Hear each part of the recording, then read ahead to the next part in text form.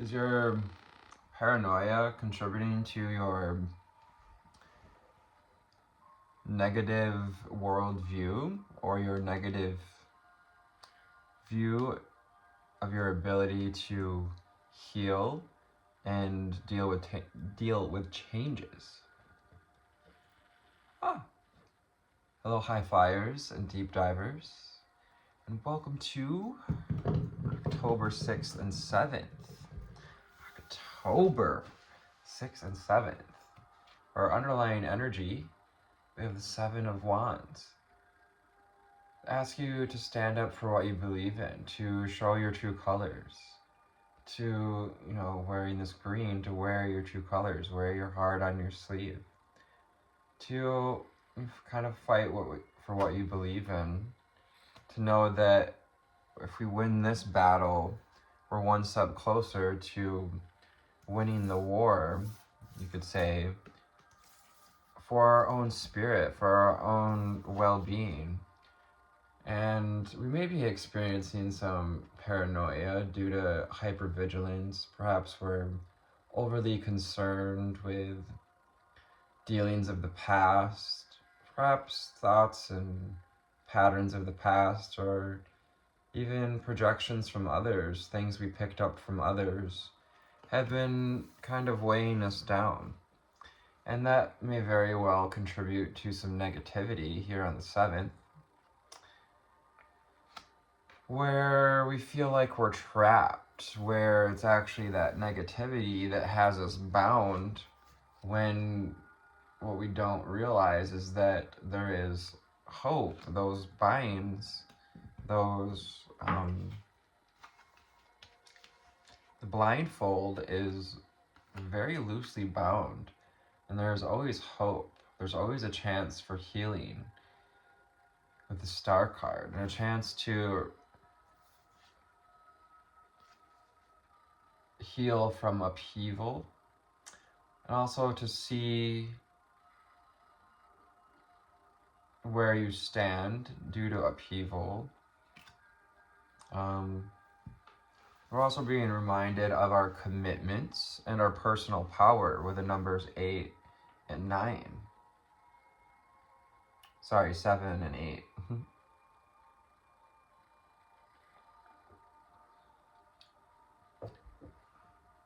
So yes, when I was in meditation before this reading, I asked my guides for a message, as I usually do, as I, say a prayer to receive the messages that are helpful for the collective. And what I got was this cycle that we're closing, some belief patterns, something we may have picked up from others in past lives, in this life, in many lives. Perhaps we've been carrying it for many lives. You've been feeling stuck for many lives around a certain sense of healing. Well, it's coming up this round because it's time to release it. It's time to truly heal it and complete the cycle. So let's go to the Prism Oracle. Beautiful little deck right here. For what we need to know, see, and hear. We need to know, see, and hear the 6th and 7th of October.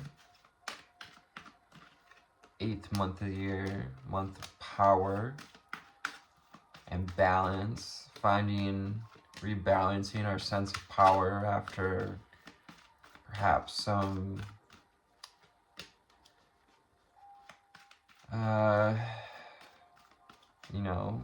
some battles went down during Virgo season. I get like turf.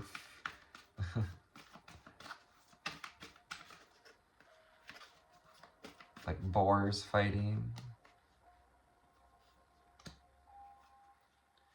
Perhaps this has to do with sadness showing her face.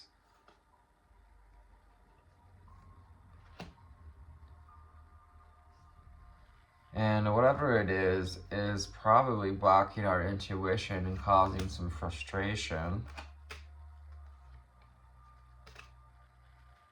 So our underlying energy from Prism Oracle is, we have the determination card. So very much asking us to lean into our commitments, to lean into whatever divine masculine energy that we've accrued at this time, whatever we've integrated into our foundation. That yellow also represents solar plexus, and asking us to be determined to see what's underneath this hypervigilance, so that we're ready for the changes that have to come. You know, the universe, spirit, our guides will only let us carry around that baggage, that mental baggage, for so long before a change is created in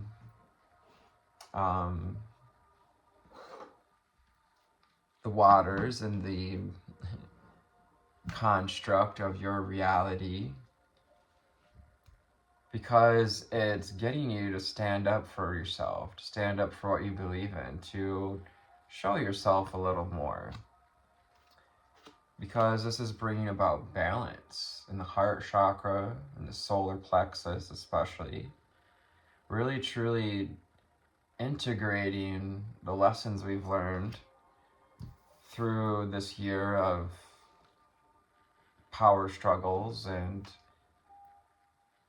balancing, standing up for our sense of power.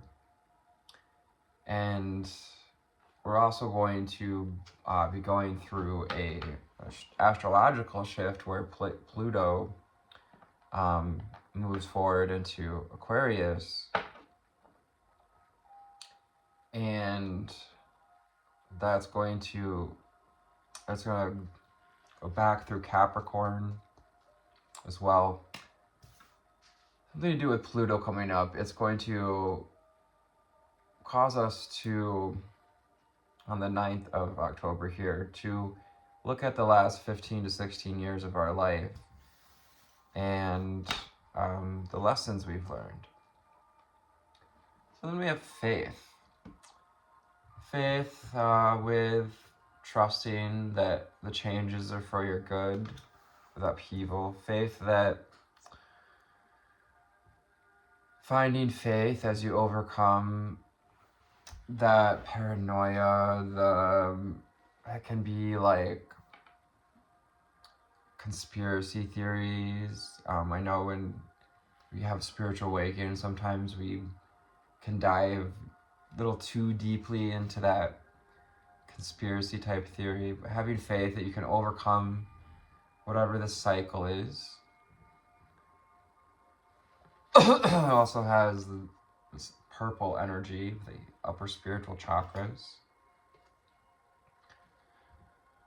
Sweetness. Be sweet with yourself in this process. Go easy on yourself. Don't try to beat yourself up for having, thoughts, low vibrational thoughts. You can always, cleanse. There's an opportunity to cleanse this pattern. As a reminder to cleanse your energy.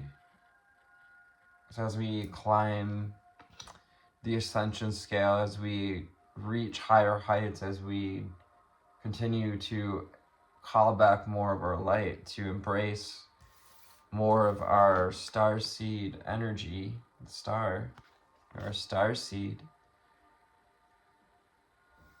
You're a healer. We all have this ability to heal and help others to heal.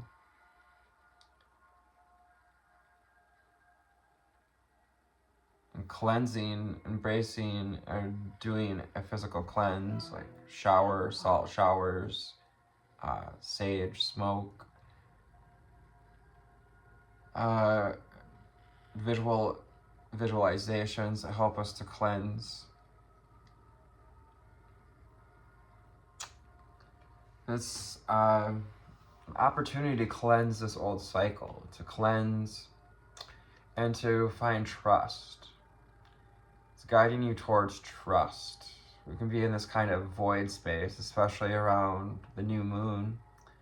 Sometimes even the energy outside of the exact day of the new moon can be more intense, more off-putting, a little wobbly outside of those eclipse days. But just trusting the process, trusting that you can come out of your shell, that you can show yourself, trusting the confidence you've gained, trusting that you can heal this pattern. Oh, we also have caution, to be easy with yourself, to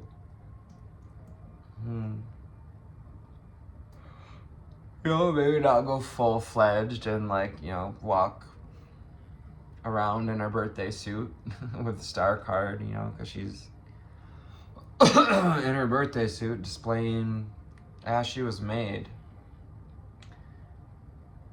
You don't have to go that far, but Spirit does want you to show yourself as you were made, your true self. And as you trust this process, as you trust this opening, it's going to help balance out this energy of negativity and anxiety around our sense of personal power. It's going to create space around those patterns. Space also invites us to go to trust this void space and to surrender into meditational space, into that mindfulness space, so we can see what these thoughts, these projections, these patterns are trying to reflect back to us, so that we can see how whatever is being forced to change in our life, whatever this upheaval is reflecting back to us as well, as far as what's true for us and what's truly true for us. What's a reflection of the healed version of you, the balanced version of you. The mystery card reminds us that we don't need to know it all, to trust the mysteries, to trust the unfolding. It goes with trust and trusting the mystery of why things unfold, such as intense changes and upheaval. And perhaps some of the mystery of where we pick certain things up. Like, we don't always need to pick apart the things that come up with shadow work. Sometimes that mystery is for our protection. Perhaps there's something that's evaded us as well, that's a mystery to us, and we've kept it from ourselves, on the other hand, for a sense of protection. There's protection as well in your sense of personal power, and I'm hearing you're also protected to shine your light. And as you continue to shine your light, you continue to trust your intuition, they unfold hand in hand. This brilliant light of you begins to unfold, and I'm seeing violet purples and white, brilliant gold, building that solar plexus energy. We may have a lot of purple and gold in our aura at this time as we build our intuitive and solar plexus chakras, as we strengthen them. As we strengthen them and as we build this trust and learn to trust our intuition, we'll be able to deal with frustration more easily with negativity. Frustration also reminds us not to try to fit ourselves in where we don't fit, to, try to fit a square cube through this round hole. I suppose it would go if it's smaller than the hole, but point is not trying to make yourself something you're not, because indeed that's probably causing much frustration. Underneath here, they split the deck. We got the Three of Cups, which is the energy of belonging, to get in where you fit in. Angel spirits and guides, ascended masters and ancestors.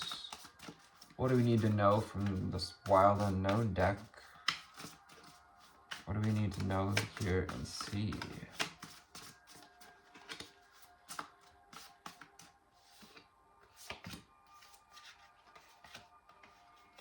Those of you who watch this channel, I like to draw the cards. And we open them up kind of one at a time, like a little present.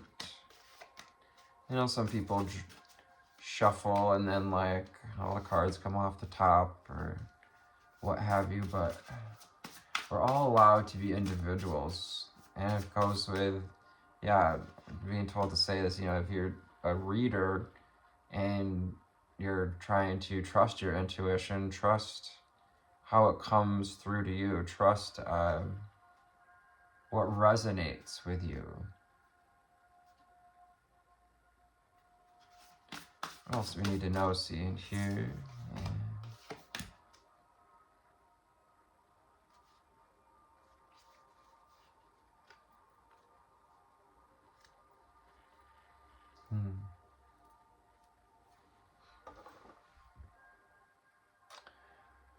So, not the card we always typically want to see here, but we got the Five of Swords, which would bring us back a couple of days of energy.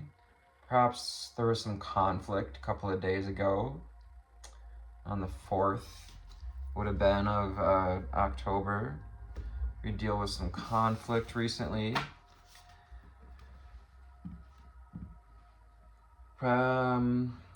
It calls us to find mature ways to see it, to also be easy with ourselves as we heal from any thing we had to sever. Also with earthworms too, how if a worm gets cut in half, it just creates two worms. I think that's a thing. Conflict in that sense, cuts, if we allow it to, can cut through the sense of who we are and can divide us into two senses of being, a sense of knowing our worthiness and not. Our first card out is the Mother of Wands. Wants you to be nurturing, to stand up for yourself, to feather your nest, to guard your personal power, to, especially at this time, the forces of darkness are strong. During air energy, it is taken advantage of, you could say, for those who typically experience negativity or are going through a spiritual awakening, have found themselves in rabbit holes. Dark energies like to latch on and sort of siphon that energy. So you're being guided to call on protection from your guides and to protect your own energy as well, to only share and create, put your energy toward what you want to build and who you want to build it with Three of Wands, because it's going to help to create this vortex, this window to the rainbow bridge as you make the choice to move toward and out of these patterns, when you finally choose you get to walk through that rainbow bridge to the 5D dimension into self-mastery. These cycles, this only ever wanted to push you toward balance and self-mastery. And self-mastery comes from self-reflection, faith, and being sweet, unblocking ourselves. Perhaps we came out in reverse, the Two of Swords. We also have this like eclipse sun, which is great about this deck because we just had an eclipse. And perhaps that eclipse is telling me, something came up that we recognize has been blocking us.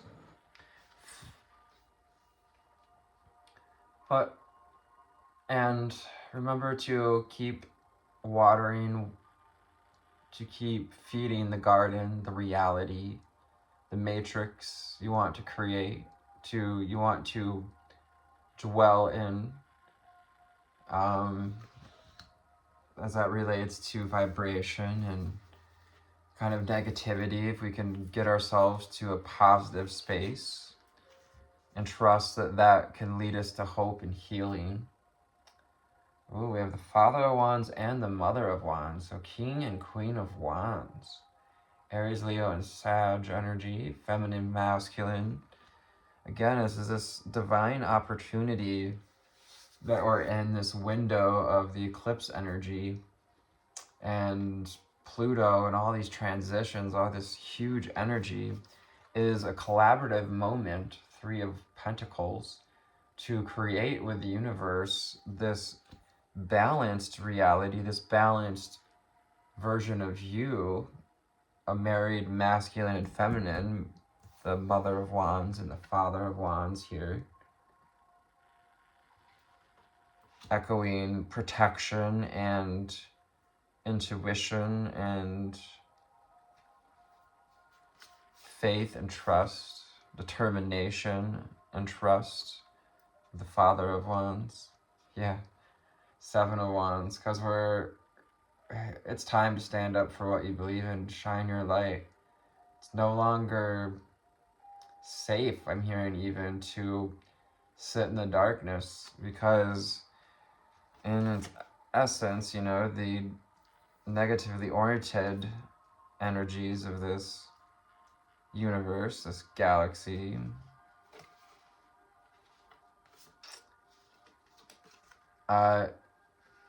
is pressing in on that light, is also going to be attracted to that light. So again, a call for protection and be vigilant.